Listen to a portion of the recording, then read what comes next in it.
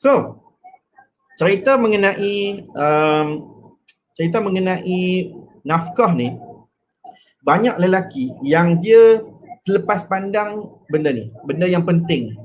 Okay, sebab bila dia berkahwin tu, okay, bila dia berkahwin, dia mungkin tak terdedah, ataupun mungkin tak diceritakan, ataupun mungkin lah kan, dia rasa macam nak kahwin tu macam as simple as that. Faham tak?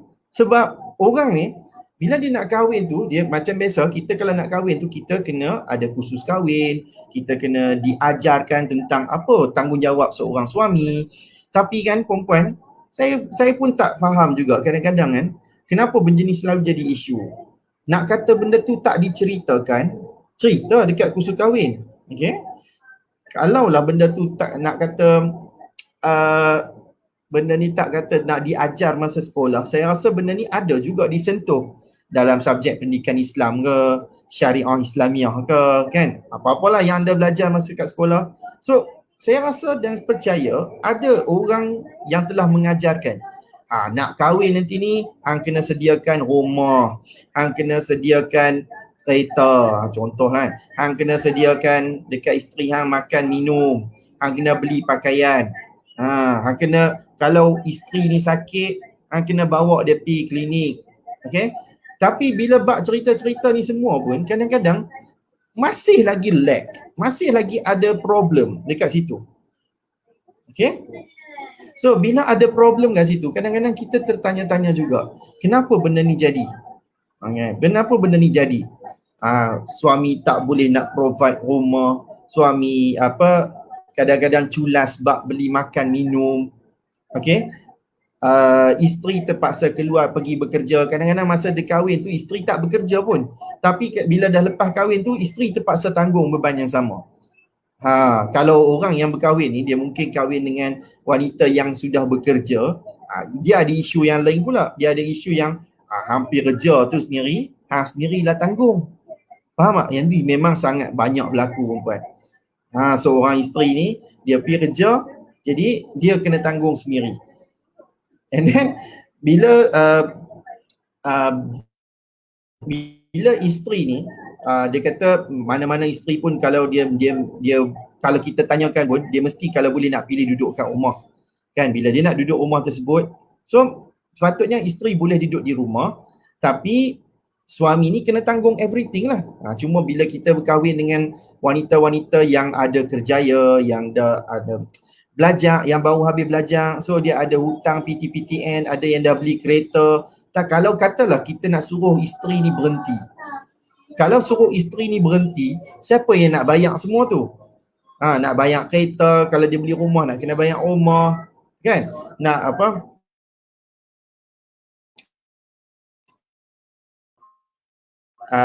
Ada urusan untuk suami isteri tu pergi bekerja. Kalau nak suruh isteri ni tak mau pergi bekerja benda tu, so suami ni mesti boleh cover. Tapi benda tu tak boleh dikira sebagai nafkah. Jadi bila seorang wanita ni dia pergi di isu adalah suami tak ambil peduli bab nak makan ke apa semua tu, hang guna duit hang sendirilah. Okey, hang guna duit hang sendiri. Jadi bila guna duit sendiri itulah yang menjadi satu masalah. Sebab dia akan melepaskan tanggungjawab dia dalam menyediakan wang untuk pembelian makan minum sewaktu isteri berada di tempat kerja. Yang ni salah satu benda yang banyak sangat orang terlepas pandang. Okay, saya kena cakap benda ni kepada lelaki sepatutnya. Okay, tapi tak apalah. It's okay, saya berharap ada lelaki yang menonton, yang kalau lelaki yang menonton sekarang ni, so dia boleh memperingati. Dia sebenarnya saya bercakap ni pun macam saya bercakap kepada diri supaya saya sentiasa untuk memperingati diri saya juga. Kan? Biarlah nama pun orang Islam ni dia ada nama dia tazkirah kan. Tazkirah tu maksudnya memperingati. So dia anggap saya macam benda tazkirah kepada diri dia juga. Saya bercakap ni pun macam ultimate kata, bukan nak sekolahkan korang aku, bahasakan aku. So macam saya nak bercakap kat diri saya juga sebenarnya, tapi kalau boleh biar ada kena-mengena lah kan kepada lelaki-lelaki yang lain. Siapa tambah kepada mereka bergelar sebagai seorang suami. Jadi bab penyediaan nafkah ni, bab tempat tinggal, biasanya tak ada problem. Biasanya tak ada problem kalau katalah seorang suami ni daripada sebelum kahwin dia dah beli rumah. Okay. Tapi kalaulah seorang suami ni masa lepas kahwin pun dia masih lagi ada fikiran ataupun masa dalam plan masa nak kahwin tu pun dia dah plan dah. Okay, kahwin tak apa, jom kita duduk kat rumah mak. Okay, dibawa duduk kat rumah mak mertua. Bila duduk kat rumah mak mertua jadi isu dengan mertua pula. Okay, ataupun jangan kata dekat rumah mak dia, kadang-kadang dia pergi duduk dekat tumpang rumah mak mertua dia. Maksudnya mak kepada mak dia pun, yang tu pun ada problem juga. So, apa yang sepatutnya dilakukan oleh seorang suami adalah menyediakan tempat tinggal. Sama ada tempat tinggal tersebut dibeli ataupun tempat tinggal tersebut disewa. Dia kena sewa berasingan. Sebab anda pun nak kahwin ni tujuannya nak buat apa? Nak berdikari, nak menunaikan tanggungjawab sendiri. Jadi bukannya maksudnya kita nak suruh pisahkan. Ni dah kahwin ni hang kena duduk dengan aku, tak payah duk ambil tahu tentang mak ayah hang. Dia bukan macam tu. Okey, maksud berdikari ni maksudnya kita nak cuba hidup sendiri bersama dengan pasangan supaya kita tak bergantung harap. Kita kahwin ni pun, okey, kita tak mau bagi orang kita bergantung harap kat orang, kita nak tunjukkan kata kita mampu, okey, menjadi pemimpin, kita mampu menyediakan kelengkapan yang terbaik kepada tanggungan-tanggungan kita. Ni tujuan untuk berkahwin tu.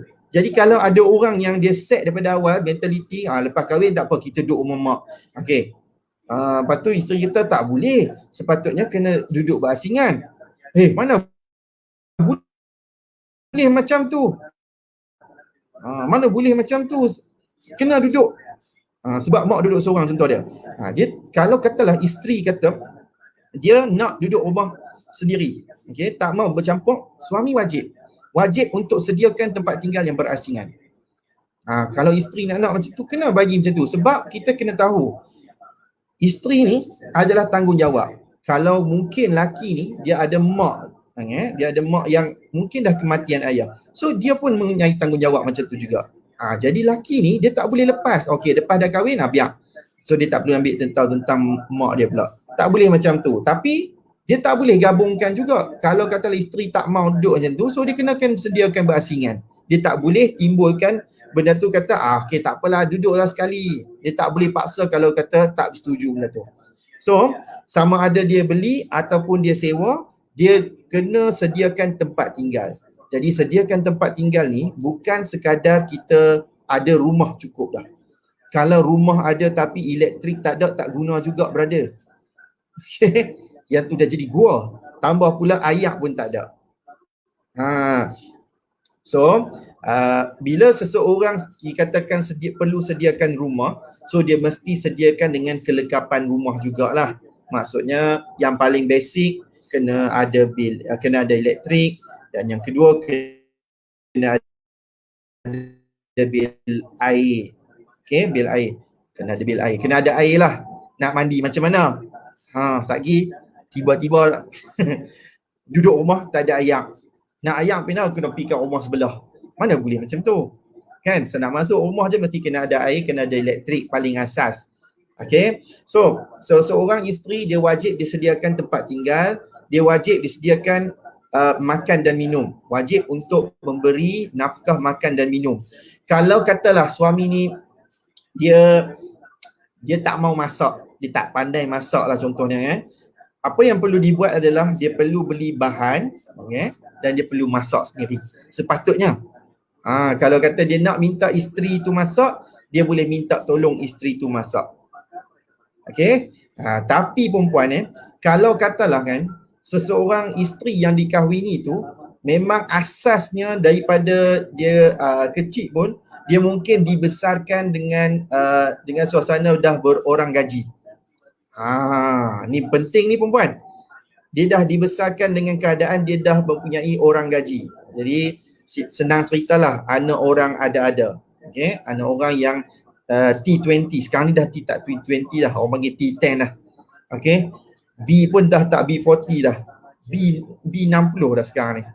B60, M30, T10 je sekarang ni. Okay.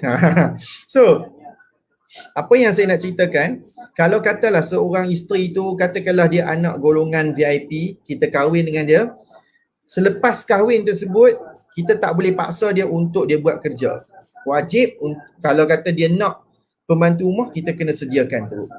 Sebab dia dah biasa buat macam tu.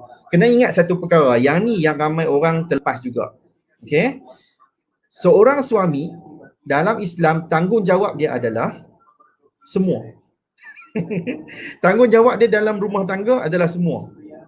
Maksudnya, selain daripada dia mencari nafkah, menyediakan nafkah, okay, dia juga mesti membuat apa kerja yang perempuan buat sekarang ni kat rumah. Maksudnya seperti basuh baju, lipat baju, apa lagi, mengemas rumah. Yang tu semua sepatutnya tugas seorang suami. Okay, sepatutnya tugas seorang suami. Kalau kata apa tugas isteri pula? Tugas isteri adalah mentaati suami. Simple as that. Okay? Sebabnya itu adalah perkara yang menjadikan tanggungjawab seorang suami tersebut yang perlu dilakukan dalam Islam. Sebab tu perempuan, dalam kes harta sepencarian, okay, tadi pagi kan siapa yang join saya punya live bersama dengan PGSM, Persatuan Peguam Syari'i Malaysia, okay, cerita tentang harta sepencarian. Seseorang suami, kalau dia nak tuntut harta yang dibeli oleh isteri beli 100%, suami ni dia kata dia suri rumah. Tadi ada soalan tu, nama dia apa, dia kata dia surah rumah. Faham tak? Dia jadi Mr. Mama lah dekat rumah. Boleh tak dia tuntut harta yang dibeli oleh isteri tu? Jawapan dia tak boleh. Kalau dia tak ada sumbangan langsung. Sumbangan tak langsung ni adalah berkaitan dengan seperti tugas-tugas suri rumah yang dia buat lah. Basuh baju, lipat baju, kemas rumah, memasak. Okay? Yang tu semua sumbangan tak langsung. That's why dalam tuntutan harta sepencarian, seorang isteri dia boleh tuntut harta sepencarian walaupun dia tidak membeli harta. Dia buat keluar duit seorang-seorang, isteri ni suri rumah sahaja. Okay, tapi isteri tetap layak untuk tuntut harta sepencarian dan tetap layak untuk dapat bahagian daripada harta yang dia tuntut tu. Sebabnya dia dah melakukan tugas-tugas yang sepatutnya dilakukan oleh seorang suami. Nampak tak related dia tu? Okay, connection dia tu. That's why dalam kes harta sepencarian, isu sumbangan tak langsung ni adalah satu kelebihan kepada seorang isteri. Kalau dia ada lakukan tugas sumbangan tak langsung tu, jadi dia boleh tuntut harta sepencarian. Dalam bab nafkah juga, seorang isteri yang tugasnya di rumah tu, kalau katalah dia disuruh oleh suami dia untuk memasak, mengemas rumah, basuh baju dan sebagainya, jadi kalau dia buat tu, dia dikira sebagai dia bukan dikira sebagai macam tanggungjawab isteri, tapi dia dikira sebagai sumbangan isteri tu. Sumbangan isteri tersebut dalam rumah tangga tu. Okay, kalau dia tak buat macam mana? Kalau dia tak buat, tak dikira berdosa. Tapi kalau katalah suami tu kata macam yang tu satu bentuk arahan, jadi deraka tak? Kalau bab ni saya suka nak jelaskan lebih-lebih, okay? Sebab dia dah masuk campur bab agama. Saya hanya nak cerita tentang dari sudut perundangan. Okay, saya nak cerita fokus kepada undang-undang keluarga Islam semata-mata. Okay, so seorang suami tugas dia besar begitu. Dia banyak. Kalau dia rasa macam tak mampulah nak basuh baju, nak buat semua ni, dia malas. Contoh suami yang aku allergic, pantang tok nenek aku masuk ke dalam dapur. Contoh jenis macam tu. Jenis aku tak boleh betul kalau kata aku ni tak masuk disuruh masuk dapur. Tak boleh perempuan. Mentaliti seorang lelaki, kalau dia nak kahwin daripada awal kita dah kena set kan. Okay, dia kena ada tugas untuk memasak, belajar memasak. Biasanya lelaki fail bab ni. Sedap tak sedap tu nombor 2. Yang pertama tu adalah dia kena tahu yang tu tanggungjawab. Kalau dia tak mau masak, okay fine, pergi beli. Tu tanggungjawab dia. kena sediakan makan minum. Kalau nak jimat, masaklah. Kalau rasa macam malas nak jimat, malas nak masak, beli. Tu je. Tugas dia selain pada mencari, dia kena buat tugas-tugas tu semua.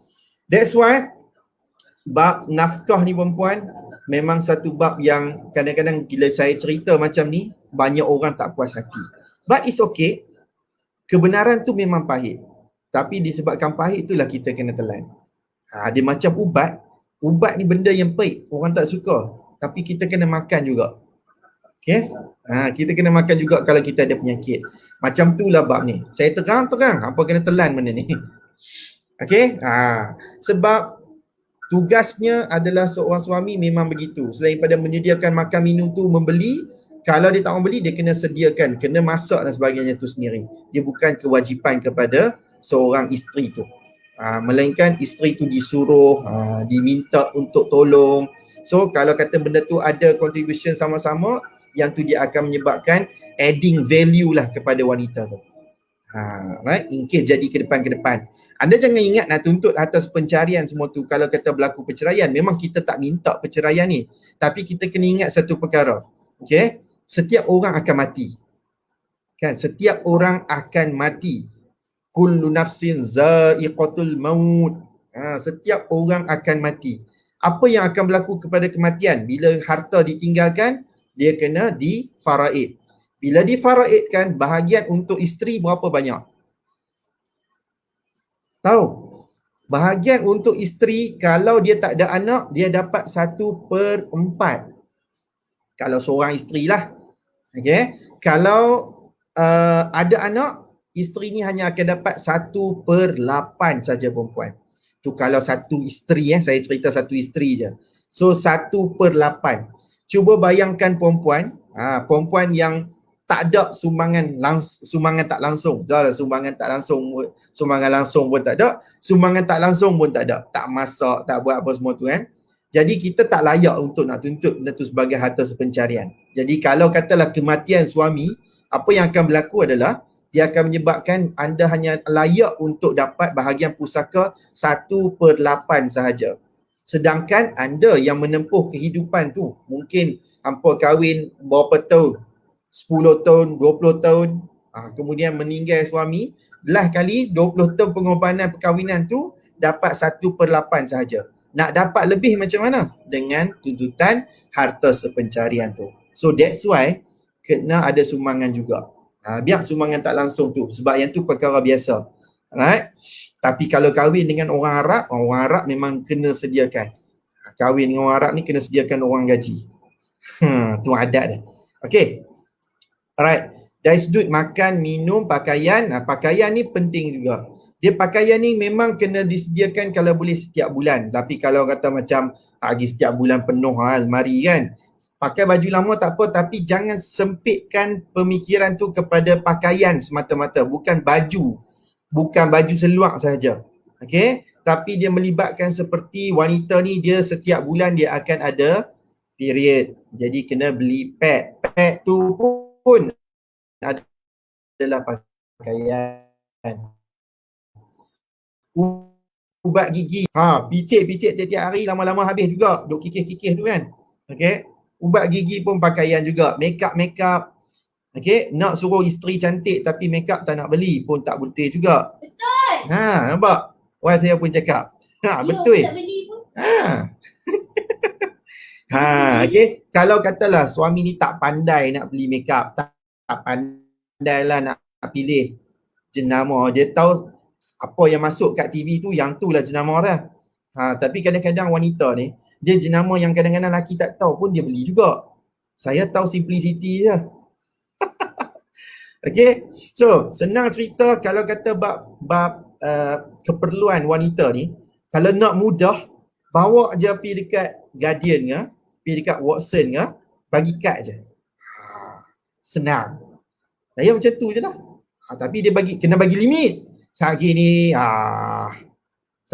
kalau kata tak bagi limit, kalau ya Allah. Watson tu dia macam hantu kat situ. Macam dah lah colour hijau. Toyol lah, tahu toyol kali hijau tu. Dia keluar kita habis. Faham? So senang kalau kata rasa macam tak pandai nak pilih apa, nak beli pad pun tak tahu, wing no wing, kan. So bagi duit, suruh dia pergi beli je, senang, dah menyediakan nafkah tu. Okay, bab keperluan makeup ni pun adalah satu benda yang penting juga. Jangan kata benda tu tak penting. Okay, tambah-tambah benda yang melibatkan kepada kebersihan. Okay, kebersihan tu sangat-sangat penting. Itulah pakaian. Ni lagi pakaian saja, dia ingat baju saja.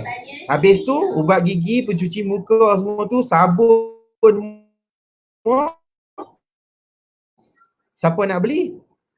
Kalau tak bukan suami. Suami tu yang kena beli semua tu. Right? Pakaian dan batu tinggal. So satu lagi berkaitan dengan perubatan. Perubatan ni pun satu benda yang menjadi isu juga. Kalau laki ni dia kerja dia tu, dia ada macam apa, klinik panel kan. Kalau klinik panel tu kadang-kadang dia boleh cover sekali dengan anak isteri. Okey lah kalau kata ada cover macam tu. Tapi kalau orang yang tak ada, yang tak ada insurans, tak ada apa, klinik panel contohnya. So apa yang kena buat adalah kena suami ni tanggung juga bab berkenaan dengan kesihatan. Kalau isteri ni sakit, memang suami yang menjadi perlu tanggung.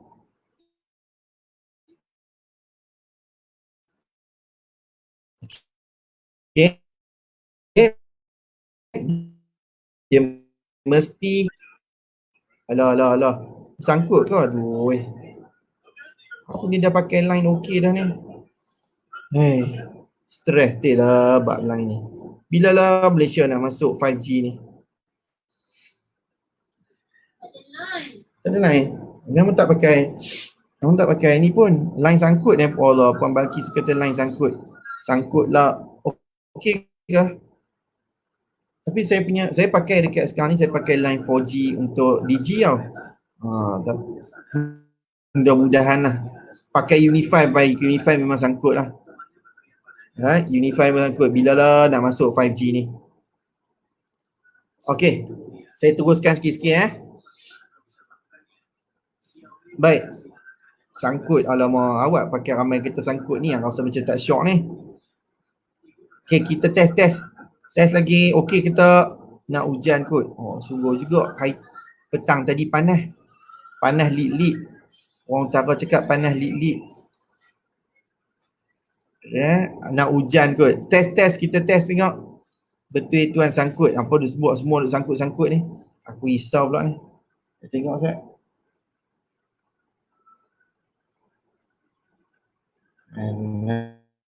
Ni. Selangor line okey je. Okey, bagus. Alright. Nak dia bersyarah boy. Syarah.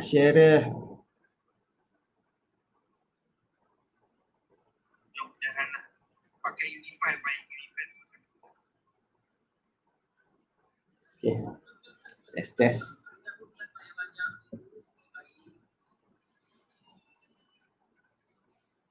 Okey, Sat tak okey, Penang line tak okey. Sungai Petani sangkut. Malam ni tengah duk best pula duk nak ni. Duk nak basuh ni, tiba-tiba pula sangkut-sangkut. Okey panas lilit hangat. Okey.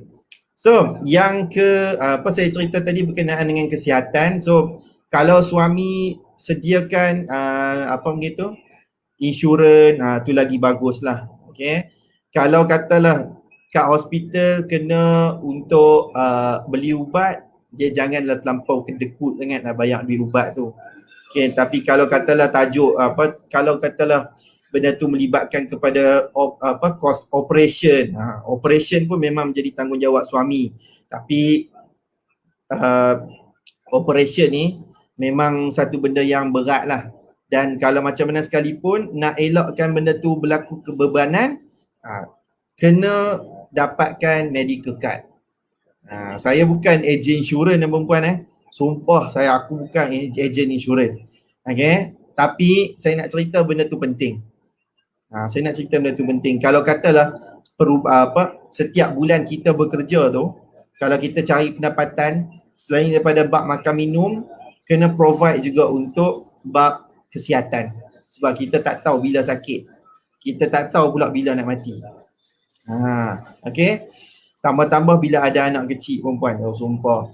Saya bab anak kecil masa mula-mula dapat pun memang kita ambil insurans dulu sebab tahu kan dia harga insurans pun dia mungkin lebih sikit dalam 150 tu tiap bulan, tapi at least kan dia memang kita tahu dia akan ada, biasa anak kecil ni dia macam tu, dia ada masalah jaundice lah, lagi dia kena tarawat sebab demam ni pula lah. Okay, so itu adalah tanggungjawab seorang suami.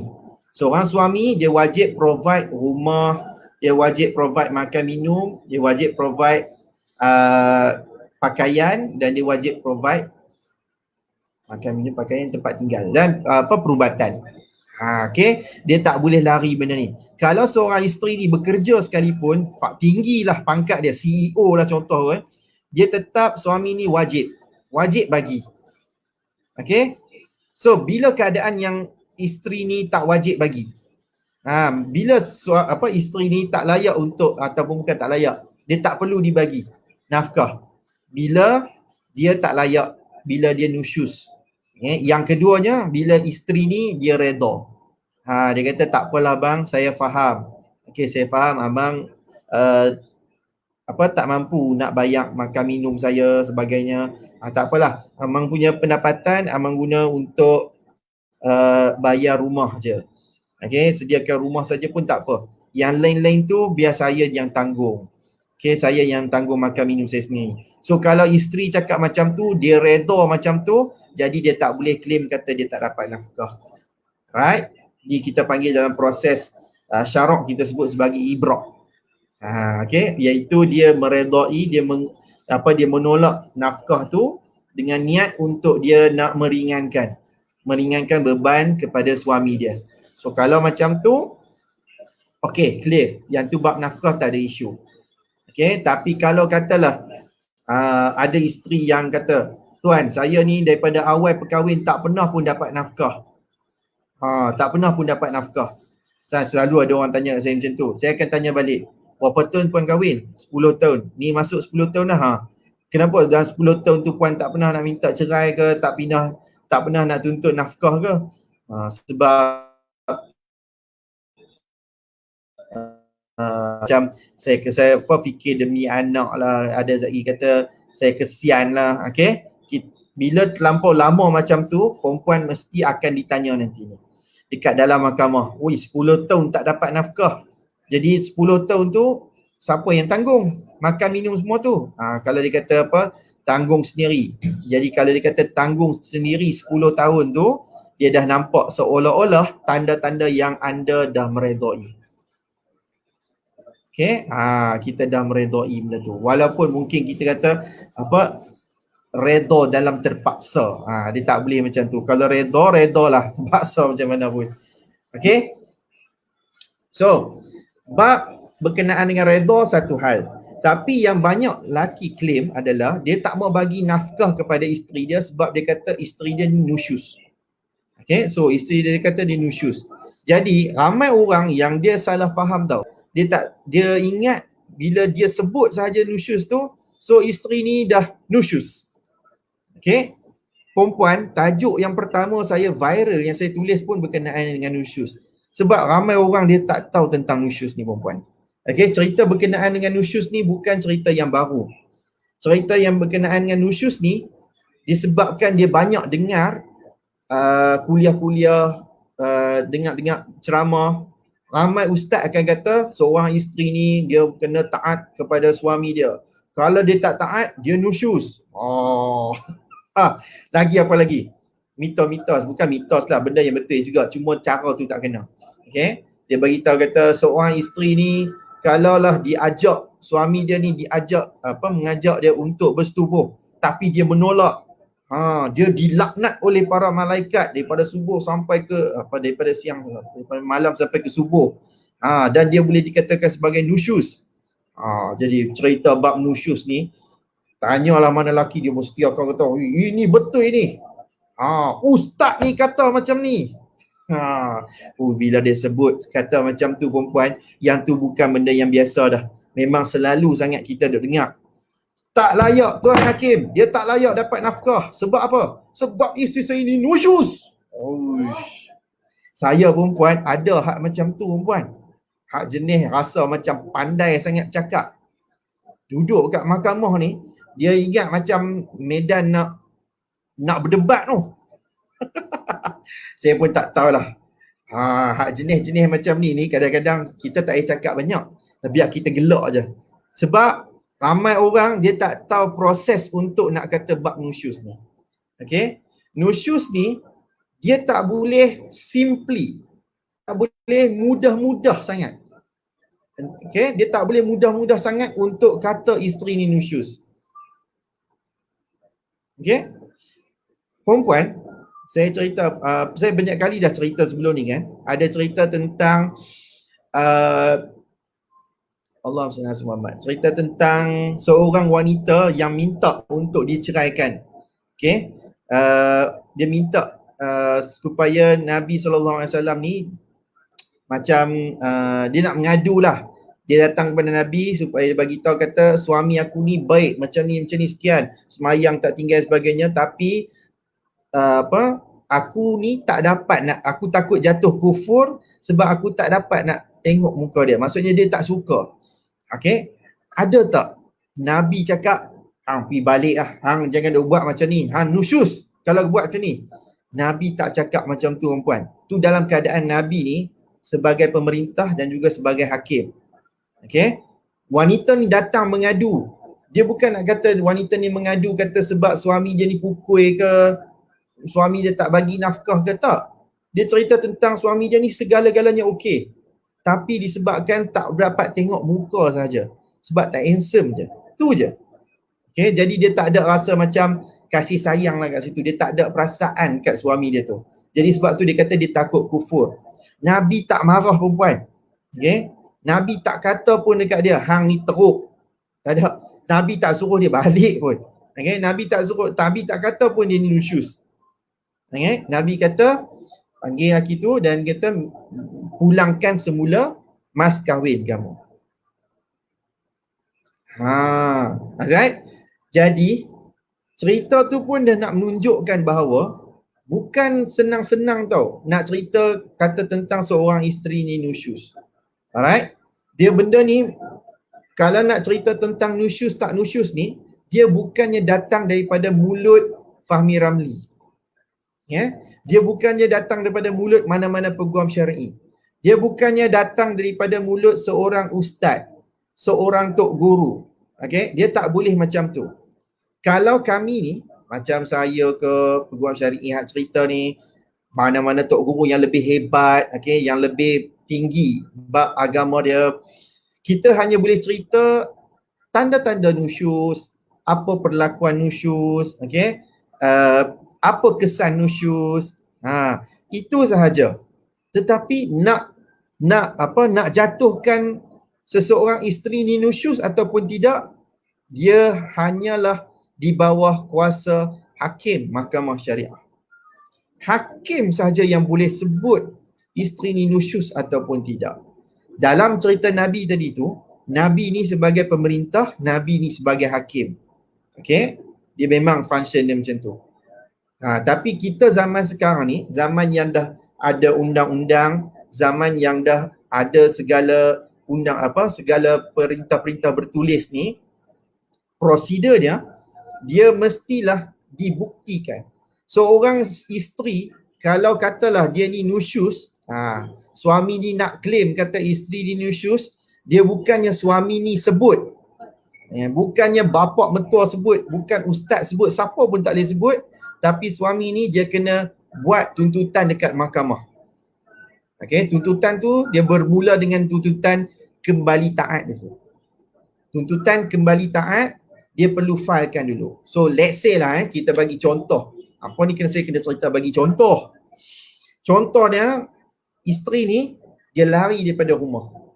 Okey, sebab dia rasa macam aku malas dengan dia ni. Contohlah kok-kok lah kan, dia ada apa couple ke, Allahualam lah, ni ceritalah. Okey. So dia lari, dia kata aku nak keluar pada rumah ni. Dalam keadaan suami dia ni provide everything. Tak ada isu pun. Rumah, makan, minum, semua elok je. Tapi sebab suami, isteri ni nak keluar juga. Okay. Jadi dia keluar juga macam tu. Suami ni, dia kena pergi ke mahkamah untuk buat satu tuntutan, nama dia tuntutan kembali taat. Okay. Tuntutan kembali taat ni, dia ada prosedur dia. Dia kena bermula dengan memberikan notis dulu. Lepas notis tu, dia baru boleh dia baru boleh filekan. Okay, baru boleh buat tuntutan kembali taat tersebut. Dia bukannya mudah-mudah. Tuntutan kembali taat tu pula, dia bukannya pergi hari ni, bawa saman, pergi daftar tu, terus dapat nusyus. Tak, perempuan. Dia kena perbicaraan. Dia kena ada perbicaraan berlaku. Maksudnya, mahkamah akan panggil isteri ni untuk tanya. Untuk bagi pembelaan. Bela diri. Ni suami kamu kata kamu ni nusyus. Sebab kamu keluar pada sekian serta ni. Alright, so apa pembelaan kita? Kita bagi tahu, saya keluar tu sebab saya tak dapat nafkah. Contohnya, saya keluar sebab saya nak kena pergi bekerja. Jadi hakim tak boleh sabitkan nusyus macam tu saja. Okay, kalau dia bagi tahu, saya keluar rumah sebab memang saya tak mau kat dia dah. Contoh macam tu kan. Saya dah memang tak mau. Alright, macam tu sahaja. Tak ada alasan lain dah. So, yang tu mungkin akan ada kemungkinan dia boleh disabitkan nusyus. Okay. So, tuntutan kembali taat. Yang tu kena buat. Jadi, ada orang diingatkan bila tuntutan kembali taat tu difilekan, ada orang tanya kat saya, tuan, saya dah dapat tuntutan kembali taat ni, tapi awak isteri saya tak mau balik. Siapa biasa dapat? Siapa biasa tahu cerita-cerita macam tu? Ya? Dia tertanya kat saya, tuan, saya dah dapat perintah kembali taat, tapi isteri saya tak mau balik kat saya. So, apa perlu saya buat? Saya boleh kata macam ni lah. Tuntutan kembali taat ni, dia ibarat dia seperti Allah SWT arahkan kita untuk solat 5 waktu, tapi ada yang tunggang. Tu je. Kan? Dalam keadaan kita ada undang-undang bertulis yang dinamakan sebagai Al-Quran. Allah suruh aqimus solah. Tunaikan solat. Tapi ada orang dia tinggalkan solat. Apatah lagi dengan perintah berkaitan dengan kembali taat ni. Perintah yang dikeluarkan oleh manusia. Okey? Perintah nafkah pun ada orang abaikan. Apatah lagi perintah kembali taat ni. Sebab bab perkahwinan ni, dia adalah bab yang melibatkan kepada hati dan perasaan. Kalau seorang isteri ni, dia dapat surat daripada suami dia, daripada tuntutan mahkamah, rasa-rasanya lah kan, benda tu dia akan menjernihkan ke dia akan lebih mengeruhkan? Okay, pejam mata pun boleh jawab benda ni. Of course lah lebih mengeruhkan kan. That's why perempuan, ada orang yang dia ingat bila isteri dia tu difilekan tuntutan kembali taat tu, dia rasa macam menyesal sebab tak ada apa pun, tak ada function. Kena ingat satu perkara, kesan nusyus di sisi undang-undang hanyalah isteri tu tak layak untuk dapat nafkah dia sebagai isteri, dan yang keduanya, kalau kata berlaku perceraian, dia hanya tak layak dapat nafkah iddah sahaja. Itu sahaja. Jadi ramai orang tanya saya, tuan, saya nak isteri saya ni disabitkan nusyus. Sebab nanti ni dia tak boleh tuntut apa-apa. Saya boleh kata, tuan kena ingat satu perkara lah. Tuntutan yang tak boleh dituntut oleh seorang isteri yang nusyus hanyalah nafkah iddah saja kalau tuan ceraikan dia. Oh, ya ke? Jadi kalau macam tu harta pencarian boleh tuntut lah. Boleh. Mut'ah pun boleh. Mut'ah boleh, atas pencarian boleh, hutang yang tertunggak, hutang pun boleh tuntut. Nafkah je tak boleh. Okay, nafkah yang tertunggak ke, yang tu mungkin tak boleh juga. Hak jagaan anak lagi lah. Ramai orang yang dia salah anggap, dia akan kata boleh dapat bapak boleh dapat hak jagaan anak sebab mak ni disabitkan nusyus. Jadi tak betul perempuan. Okay, nusyus tak akan menggagalkan bab jagaan anak. Bab jaga anak-anak dia adalah satu bab yang lain. Okey, bab berkenaan dengan kebajikan. Okey, tapi kalau bab mengenai perceraian ni, bab nusyus, dia tak ada kaitan antara anak tu dengan pasangan tu. So, kalau kata isteri ni nusyus, jangan risau, bab jagaan dia tak akan ada efek. Melainkan nusyus tu atas isu yang besar berkaitan dengan kelakuan keji yang terbuka, kelakuan keji yang sangat berat. Contohnya isteri ni keluar rumah untuk kerja GRO. Nak ingkar juga daripada suami. Suami kata jangan duk kerja macam tu, dia kerja juga. Kan GRO ni tak bagus, dia adakan efek bahaya yang tak baik kepada tumbesaran kanak-kanak tu. Itu cerita lain. Alright. So kalau bab nusyus ni perempuan, are you clear? Sebab cerita bab nusyus ni adalah cerita yang memang akan sentiasa menjadi persoalan. Tapi ramai orang tak tahu, yang paling pentingnya adalah apa kesan nusyus tu sahaja. Kesan nusyus hanyalah berkaitan dengan nafkah sahaja. Nafkah je tak dapat. Okey. Baik. Kemudian dia akan timbul persoalan yang terakhir. Kalau suami dia tak mau lepas juga. Isteri ni nak minta cerai, tapi suami ni tak mau ceraikan. So, isteri ni kena filekan fasah. Filekan fasah dan kalau katalah suami ni dia nak claim kata isteri dia ni nusyus, dia boleh masuk dalam tuntutan balas. Dia mungkin boleh tak setuju. Okey? Tak setuju kata nak ceraikan tu, tak apa. Sebab anda kena ingat, kalau kata anda nusyus sekalipun, anda tetap layak untuk tuntut fasah. Tapi dia tak boleh cerita tentang nafkah. Contoh dalam fasah, kita selalu cerita kata kita tuntut fasah sebab tak dapat nafkah. Alright, daripada bulan berapa sampai bulan berapa. 3 bulan, 4 bulan, 5 bulan, setahun. Okay. Tapi kalau katalah disabitkan nusyus, kita nak tuntut fasah, kita tak boleh masukkan alasan tak dapat nafkah tu. Kita boleh cerita benda yang lain. Contoh dia tekanan perasaan, mungkin apa lagi dah tak ada hati. So isu-isu berkenaan dengan perkara-perkara yang boleh dibuktikan tu. Okay. Alright. Saya penat dah perempuan. Saya nak ambil dalam 5 soalan macam tu je. Siapa yang letak soalan ni, saya ambil 5 je. Cepat. Siapa buat soalan, saya akan pilih. Penat dah. Malam ni letih sebab tadi pagi buat, kan tadi tengah hari saya buat live juga kan. So malam ni jadi macam penat sikit. Yang buat muka ni. Kau penat. Tapi saya kena senyum. Saya kena senyum. Kau ni titik lalat ni. Aduh, awak ada jerawat pula dah.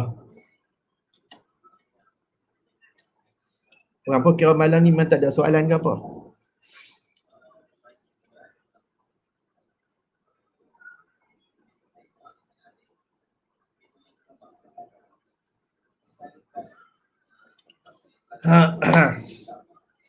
Uish, tak ada soalan ni. Hampa kira bagus malam ni. Ada ni. Saya tengok soalan daripada Puan Balkis Zainal. Saya ambil lah awal sikit Puan Balkis tanya apa saya? Kalau lari dari rumah bersebab kena pukul atau bergaduh besar, macam mana ya tuan? Okey. Cerita pasal lari daripada rumah ni Puan Balkis. Seorang isteri yang nak keluar daripada rumah ni, okey, dia tak menjadi masalah kalau dia ada sebab yang boleh mendatangkan mudarat. Okey.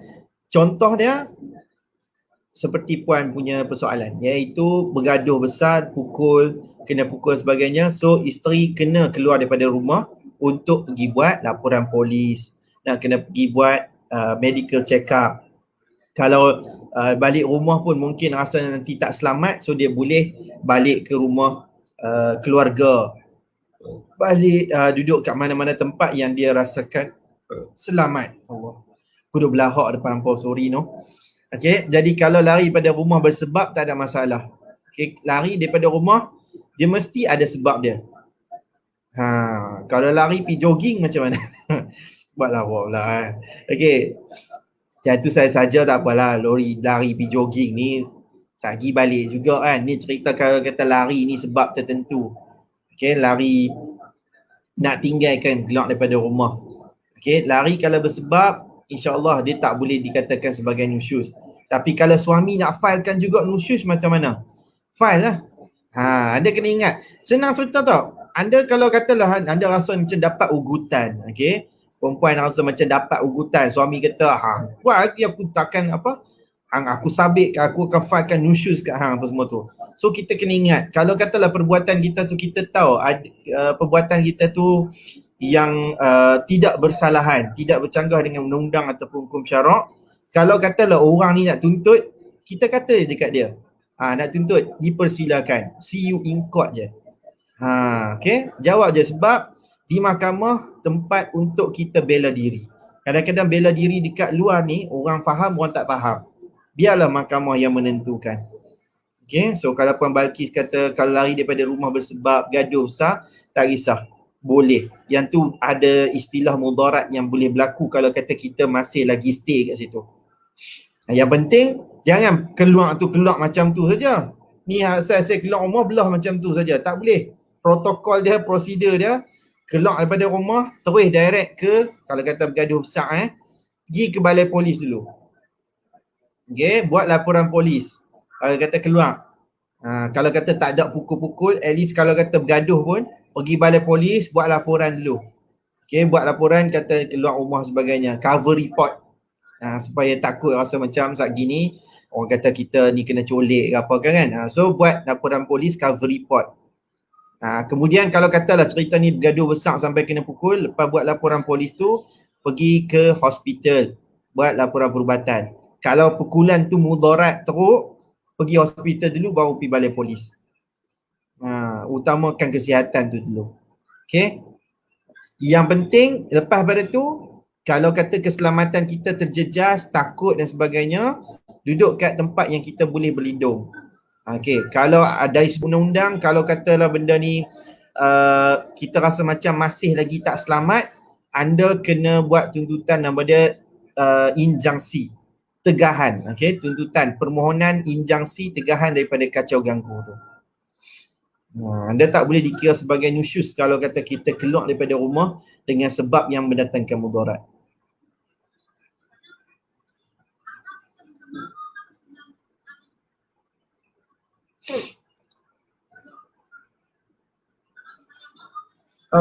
Apa perlu buat tuan kalau suami bahasa kasar, selalu kasar dengan anak, tak ada kasih sayang, semua tak kena, hina macam mana? Tu siap puan makin bahasa kasar dengan anak-anak. Saya kalau bab ni payah sikit kalau kata, sebab cerita berkenaan dengan macam ni seolah-olah Puan Baki nak tanya tentang kaunseling. Macam ni lah Puan siapa-siapa yang ada persoalan yang sama macam Puan Balkis, apa nak buat? Okay, saya tak boleh arahkan. Okay, saya tak boleh nak kata okay Puan buat macam ni, Puan buat macam ni, sebab saya tak tahu apa yang Puan nak. Okay, so kita tanya kat diri kita, kalau dah dalam keadaan kita dalam tekanan, kita dalam keadaan yang tak gembira, sentiasa menangis setiap malam, dipukul, tak dapat nafkah, okay, apa choice yang kita ada? Apa pilihan yang kita ada? Right? Setiap orang dia tak sama perempuan. Ada orang dia rasa macam cukuplah sekali. Cukuplah sekali. Sekali saja berlaku, dia terus. Okay, dia terus filekan. Tapi ada orang dia boleh lagi beri peluang kedua. Maaf, andai kau terluka, maafku tak sengaja, tanpa sedar. Penyanyi kegemaran saya, Nabila Razali. Okay, tanya diri kita, apa yang kita nak Puan? Kalau nak teruskan lagi perkahwinan, cuba selamatkan keadaan tu. Pergi ke pejabat agama untuk dapatkan sesi kaunseling. Okay, kalau kata malaslah nak pergi pejabat agama, nak cari private punya, terpulang. Ada banyak orang yang dia melakukan perkhidmatan untuk merawat kembali rumah tangga tersebut. Okay, dia mungkin boleh cuba. So siapa yang ada insentif untuk peluang kedua, peluang ketiga, keempat dan sebagainya, anda nak bersabar, pilihan anda tu teruskan. Tak ada siapa pun nak marah sebab itu pilihan kita. Kita kat sini ni hanya boleh bersimpati. Okay? Kita hanya boleh mendengar, kita hanya boleh bagi nasihat sahaja. Tapi kalau katalah kita dah tak boleh nak teruskan dah, kita dah tak tahan sangat-sangat dengan kata-kata kasar, kata-kata hina, mencarut, dicaci, maki, ada yang bahkan sampai tahap kena pukul. Okay? Tapi dia dah tak tahan dah benda tu. Dia dah tak boleh nak terima, dah tak boleh nak move on dengan benda tu. Apa pilihan lain yang kita boleh buat selain daripada selamatkan adalah kita selamatkan diri kita dengan cara kita mohon perceraian. Itu sahaja. Dalam Islam, perempuan, Islam tak pernah pun mengharamkan perceraian tu. Dalil yang orang kata bercerai tu menggegang arasy tu pun adalah dalil yang lemah sangat. Hadis maudhu'. Okey. Sebab benda tu adalah benda yang diharuskan. Dalam Islam pun benda tu, dalam Quran Allah SWT sebut lepas kalau kita ambil tu dengan cara yang baik, lepaskan juga dengan cara yang baik. Okay? Lepas dengan cara yang baik. Sebab tu Allah tak sebut kata kalau kata ni, kalau kata ambil cara yang baik, jangan lepas. Dalam Quran kata jangan lepas, jaga, macam tu saja. Tak. Allah sebut kalau kahwin dengan baik, lepas pun cara dengan yang baik. Okay? Nampak tenang kan? Tenang, cool. Okay, Dianza Willis. Assalamualaikum. Waalaikumsalam. Nak tahu juga, kalau suami buat loan rumah 200k untuk kegunaan isteri dan isteri berjanji nak bayar. Tapi bila bercerai, isteri tak mahu bayar. Pinjaman loan dibayar oleh suami. Suami boleh tuntut pulangan tak? Menarik soalan ni, Puan. Puan ke Tuan? Kalau suami buat loan RM200k dengan isteri, isteri berjanji nak bayar. Baik. Bila ada cerita tentang janji, okay, janji nak bayar. So, bila janji nak bayar ni, kita faham satu terma dia iaitu sebagai hutang. So, bila hutang ni, perempuan, apa yang kita boleh lakukan adalah dia boleh buat tuntutan nama dia hutang dalam perkahwinan. In case kalau katalah kita minta secara di luar mahkamah ni, tak mau diselesaikan. So, apa choice kita ada selain daripada masuk mahkamah? Jadi tak ada kan? Jadi kita kena masuk juga dalam mahkamah untuk dapatkan perintah hutang yang perlu dibayar oleh orang yang berhutang tersebut. Okey, asalkan yang tu suami dan isteri. Kalau suami dan isteri, dia boleh buat tuntutan hutang dalam perkahwinan. Tak kisahlah loan tu lebih daripada 200k pun boleh buat tuntutan juga.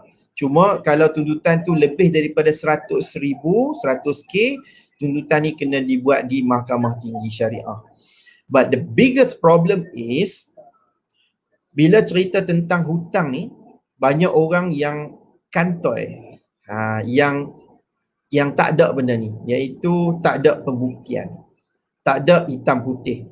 Saya ada cerita, Puan ni, cerita tentang hutang ni. Apa kesukaran yang nak berlaku tu, apa persediaan yang perlu kalau kata kita nak bagi hutang. Okay, boleh tengok video-video yang ada dalam beberapa hari yang lalu. Saya cerita tentang hutang. Okay, yang mana kita perlu tulis, kita perlu, adalah banyak lagi lah beberapa perkara tu.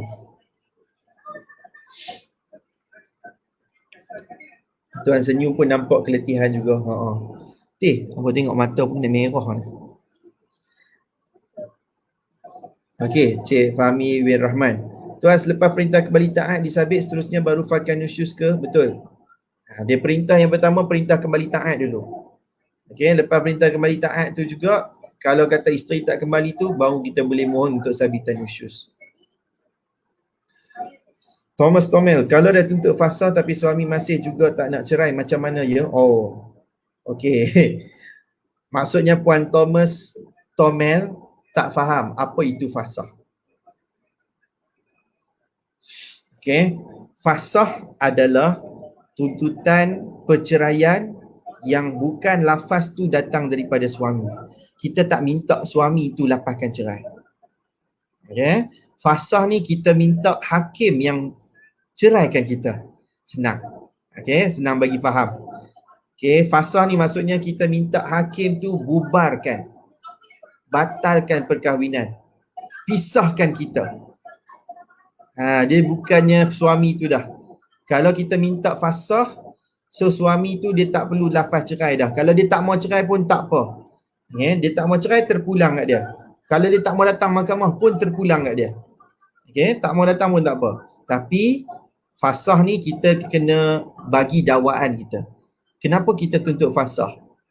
Kita tuntut contohnya sebab tak dapat nafkah, sebab kena pukul, sebab suami masuk penjara contoh dia. So kita bagi dakwaan tu, kita kena buktikan benda tu. Tu fasakh. Kalau kita kata kita tak dapat nafkah, jadi kita kena buktikan tentang siapa yang tanggung nafkah kita dalam tempoh kita tak dapat nafkah tersebut. Diri kita sendiri ke, ataupun parents yang tanggungkan ke. So semua tu kita kena buktikan. Kalau kata kita dakwa kita menuntut fasakh sebab dipukul, jadi kita kena buktikan dari sudut apa? Documentation. Ada tak laporan polis? Ada. Laporan perubatan? Ada. Kalau ada saksi dengar tak? Sebelah rumah ke? Ada. Datang. Saya betul. Sering cerita sebagainya. Itulah kita cerita tentang perbicaraan. Jadi kalau Puan Thomas tanya kat saya, kalau dah tuntut fasakh tapi suami masih juga tak nak cerai, macam mana? Tak ada masalah. Kita tak perlukan lafaz cerai daripada suami kalau kata dah filekan kes fasakh. Biar mahkamah yang tentukan. Biar mahkamah yang tentukan. Fasakh ni diterima ataupun ditolak.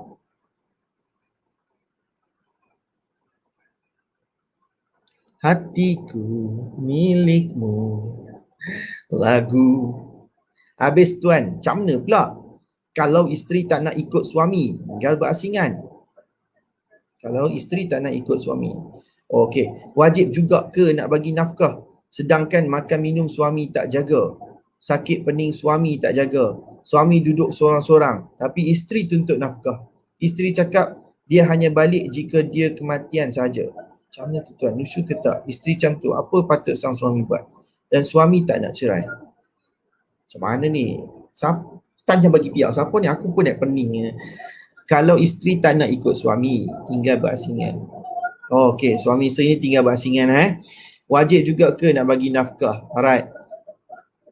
Let's say perkahwinan cerita tentang PJJ contoh dia. Kalau suami isteri ni PJJ sekalipun, tugas seorang suami tu tetap sama. Dia kena sediakan tempat tinggal untuk isteri dia tu. Katakanlah suami ni kena kerja kat Kuala Lumpur, isteri duduk dekat Kedah. Isteri tak mau duduk dekat rumah orang lain. Dia tak mau duduk rumah mak dia pun tak mau, rumah mak mertua dia pun tak mau. Dia nak duduk rumah asing sendiri. Suami tu wajib sediakan tempat tinggal tersebut juga. Sebab memang itu tugas hakiki seorang suami, menyediakan nafkah kepada isteri tersebut. Asal macam mau pakat macam ni PJJ macam tu kena dapat juga. Ya. PJJ pun suami masih perlu sediakan tempat tinggal yang selesa kepada isteri dan juga anak-anak dia. So kalau kata PJJ pun dah kena tempat tinggal pun kena sediakan, apatah lagi makan dan minum. Kena sediakan juga. So boleh ke isteri yang duduk PJJ ni disabitkan nusyus? Bergantung kepada tuntutan tu dan apa dakwaan dia. Kalau katalah suami ni kata nak tuntut isteri ni disabitkan nusyus sebab isteri ni tak mau duduk sekali, dia tak mau pindah ke Kuala Lumpur. So kita kena datang ke mahkamah dan bela diri. Kenapa kita tak mau datang tersebut? So mahkamah nak dengar apa alasan kita. Tapi kalau alasan tu tak munasabah, tak ada kaitan sangat pun, jadi mahkamah boleh tolak tuntutan nusyus tu dan mengekalkan perintah untuk kita dapatkan nafkah berapa setiap bulan. Nadia, saya dah pernah buat kes dan naik mahkamah sebelum suami saya sakit. Tapi sampai sekarang kes saya tak berjalan dengan baik sebab alasan dia sakit. Jadi saya harus gimana nak buat. Makasih. Dia punya Puan Nadia punya soalan ni. Ayat short form tu saya dah naik kawan. Bergantung kepada apa jenis tuntutan yang puan buat. Kadang-kadang orang kata dia nak buat tuntutan tu tuntutan cerai. Tapi tuntutan cerai tu rupanya tuntutan cerai biasa. Cerai biasa ni, cerai yang perlukan kepada lafaz suami, memang mahkamah tak boleh kata apa-apa kalau suami tak mau datang. Okay? Cuma kita yang kena yakinkan kat mahkamah yang suami akan datang ataupun kita heret dah. Tarik dah. Okay? Mai ke mahkamah untuk nak lepas cerai. Tapi kalau suami kata aku tak boleh mai, aku sakit. So mahkamah tak boleh kata apa juga. Jadi kalau kata benda tu berlaku kepada diri kita, tak payah filekan cerai Seksyen 47, filekan fasah. Fasah, suami tak hadir pun tak apa. Okay. Alright. So saja daripada saya 11.23 dah. Eloklah, saya pun dah letih dah. Okay. So siapa yang ada soalan, jangan risau. InsyaAllah seorang Fahmi Ramli ni akan cuba membantu anda bersama dengan tim saya. Anda boleh join dalam Facebook group saya. Nama dia Tanya Tuan Fahmi. Siapa yang baru, anda dijemput untuk join Facebook group tersebut. Tapi saya bagi tahu siap-siap. Grup tu khas untuk wanita sahaja. Okay. Female only. Shemale no. Okay. No male, no shemale. Hampa tahu shemale? Hak yang dia boleh berubah tu. Okay. So shemale, pondan apa semua tak ada. Cerita dia dekat dalam tu, kalau laki pun saya seorang sahaja. Okay. Hak lain semua tu semua